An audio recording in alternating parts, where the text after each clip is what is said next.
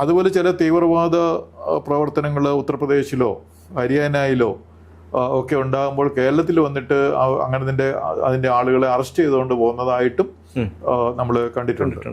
അപ്പോൾ തീർച്ചയായിട്ടും കേരളത്തിലെ തീവ്രവാദ പ്രവർത്തന താല്പര്യമുള്ള ആളുകളുണ്ട് എന്നുള്ളത് വ്യക്തമാണ്.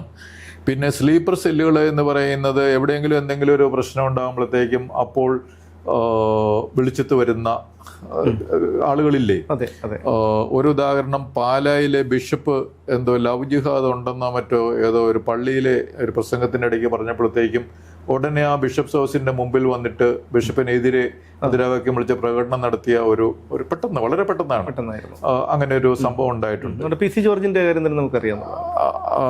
അതുപോലെ ഇവിടെ മൂവാറ്റുപുഴയിലെ ഒരു കോളേജിലെ ഒരു പ്രൊഫസർ അദ്ദേഹം ചോദ്യപേപ്പറിൽ എന്തോ അദ്ദേഹത്തിന്റെ ഒരു നിക്ഷിപ്തമായിരിക്കുന്ന ഒരു അധ്യാപകന് നിക്ഷിപ്തമായിരിക്കുന്ന കർത്തവ്യം ചെയ്തപ്പോഴത്തേക്കും അദ്ദേഹത്തിന്റെ പെട്ടെന്ന് പോയി കൈവെട്ടിയത് പെട്ടെന്ന് എവിടെന്നെങ്കിലും ഉണ്ടായ ഒരു ഗ്രൂപ്പ് അല്ലല്ലോ, വളരെയധികം ആളുകൾ അതിൻ്റെ അകത്ത് പ്രതികളായിട്ടുണ്ട്. അപ്പോൾ അത് ഒരു സംഘടിതമായിട്ടുള്ള നേരത്തെ തന്നെ അതിനുവേണ്ടി പ്ലാൻ ചെയ്ത് അങ്ങനെ എന്തെങ്കിലും ഉണ്ടായാൽ അത് അങ്ങനെ ചോദ്യം ചെയ്യാൻ വേണ്ടിയിട്ടുള്ള സ്ലീപ്പർ സെല്ലുകൾ അല്ലെങ്കിൽ അങ്ങനത്തെ സംഘങ്ങൾ ഇവിടെ തീവ്ര സംഘങ്ങൾ ഉള്ളത് കൊണ്ടാണ്.